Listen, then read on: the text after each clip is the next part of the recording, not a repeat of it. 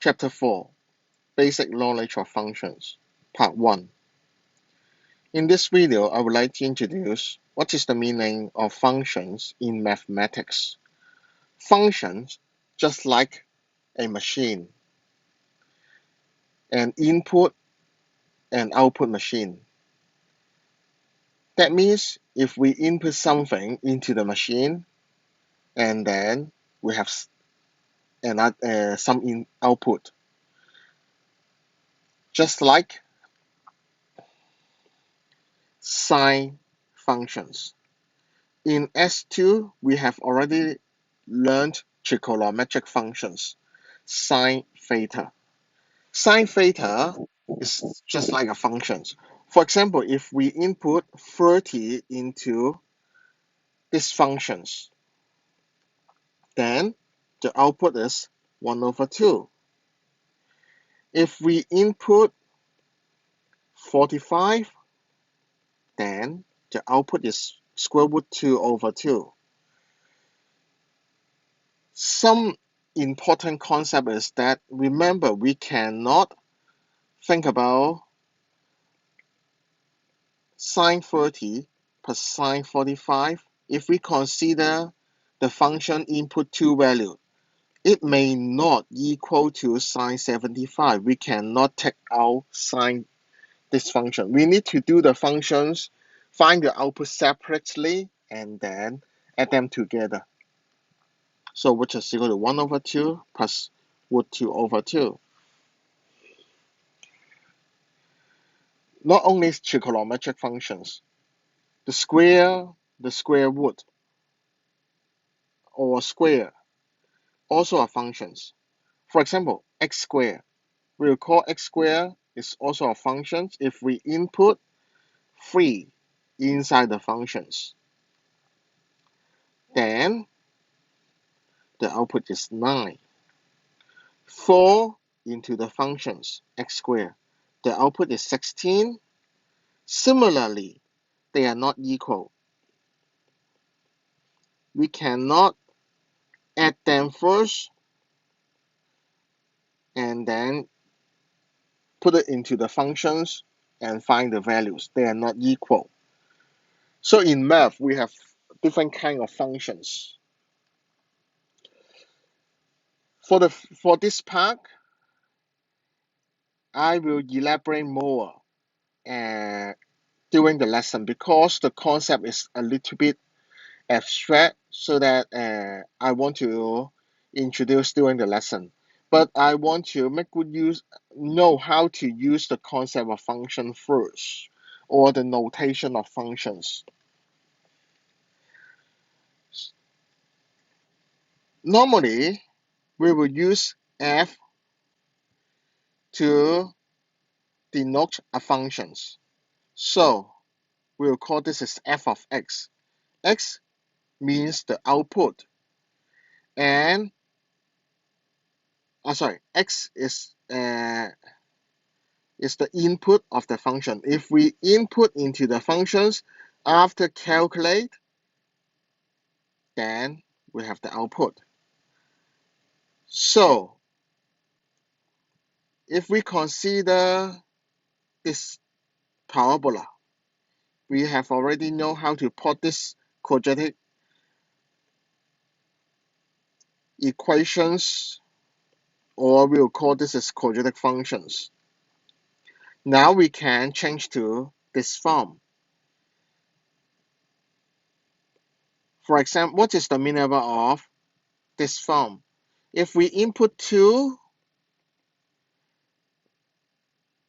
so x will substitute x is equal to 2. So this is 2 times 2 squared plus 2. And then calculate, this is equal to 10. We will call this 10 as the output of the functions. Or we'll call this 10 as equal to f of 2. So there are something remark. There are some remark here. F of x, we'll call this as f of x. It's not f of x. is not fx. Okay, we will call this as f of x. Remember, f of x does not mean f multiply x. Sometimes, if we have more than one functions, we will use f, g, capital letter F, or sometimes, okay, we will use a of x, okay, to represent different kind of functions. So this notations is a functions notations. For the same functions, we can use different notations. Sometimes we will use x, sometimes we will use t, sometimes we will use a. But you can see if we substitute 1 into the functions, all the answer are equal. So we'll call this, they are the same function but with different variable. So we'll call this variable is a dummy variable. Let's see example 4.3. Find the values of the functions. F of 1, that means substitute x is equal to 1. So 3 times 1 squared plus 4 times 1 minus 1. So it's 7 minus 1 is equal to 6. How about f of 0? That means substitute x is equal to 0.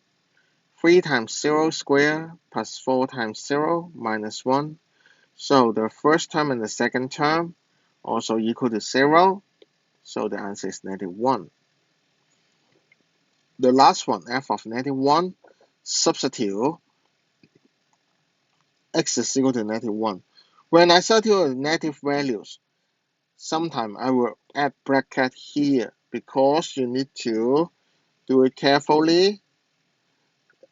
Sometimes the negative, okay, you need to simplify it. So add bracket here. So -1 all square is equal to 1. So for the first term is 3. And then plus 4 times -1. 4 times -1 is equal to -4. And then this one is equal to -4 minus 1 is equal to -2. Okay, this is the answer of part A. Part B, obviously, I know f of -1 plus f of 1 is equal to, by using the previous answer, is equal to -2 plus 6 is equal to 4, which is not equal to f of 0.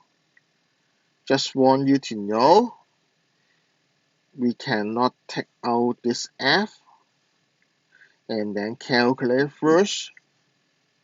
Okay, you need to find it separately and add them together. Sometimes they're equal, but most probably they are not equal. For example, 3. Try to do it by yourself. You may pause your video first. Please pause the video.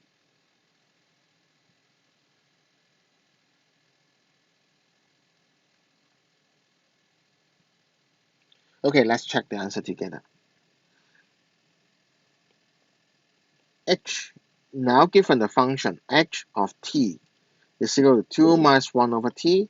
Now the variable is equal to t. So h of 2, that means t is equal to 2.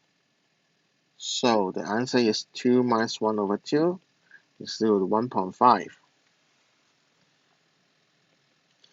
H of 3, t is equal to 3. So this is equal to h over 3. Power 5, similar. 2 minus 1 over 5, so this is 9 over 5. How about h of n? What is the mutable functions? If the variable is equal to t, h of 2, substitute t is 0 to 2. 3, substitute t is 0 to 3. How about n? That means substitute h is equal to n. So which is equal to 2 minus 1 over n. This time we cannot do any simplifications, so this is your final answer. You cannot find the exact values of this term, but this is the answer because I want to find h of n. So we can apply the similar idea on example 4.4. Example 4.4.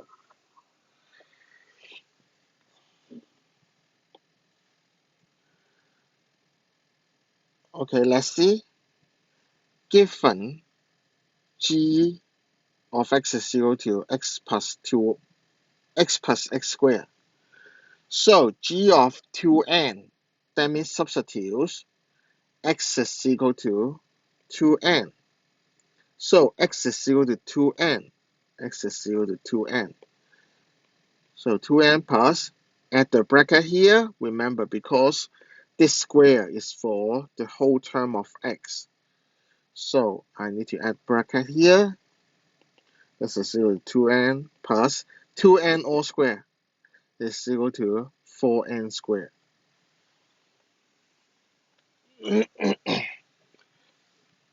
How about g of n plus 1? That means substitute x is equal to n plus 1. X is equal to n plus 1. So n plus 1 plus n plus 1 all square. So n plus 1 plus, remember, this is not equal to n squared plus 1. Okay, you need to use the identity. So group the like term together and then simplify it.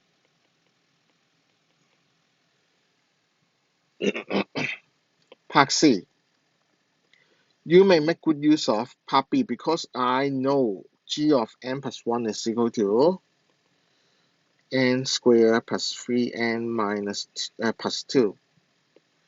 This term is equal to this one, so this one is equal to 3.